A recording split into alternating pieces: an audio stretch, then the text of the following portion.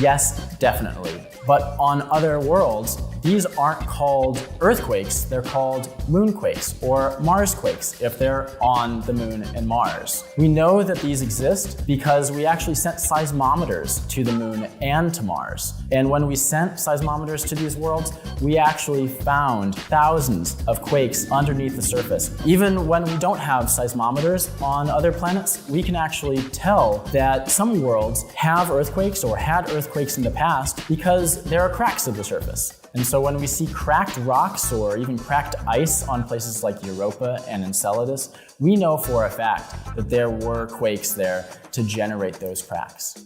Quakes of all sizes are really interesting, and they can tell us a lot about the inside of a planet. Bigger earthquakes, bigger Marsquakes, and bigger moonquakes can tell us about really deep processes and features on these planets. Now, recently, we've discovered that the moon also has a small liquid core surrounding its solid core, and we've also discovered, thanks to NASA InSight, that the Mars core is actually larger than we initially thought, which means it's actually less dense, which is a really interesting science puzzle. So understanding the interior of other worlds will help us understand how our own world, the Earth, evolved. So are there earthquakes on other planets? Definitely. Moonquakes, Marsquakes, and possibly one day we'll be able to send seismometers elsewhere to record Europa quakes and Enceladus quakes and beyond.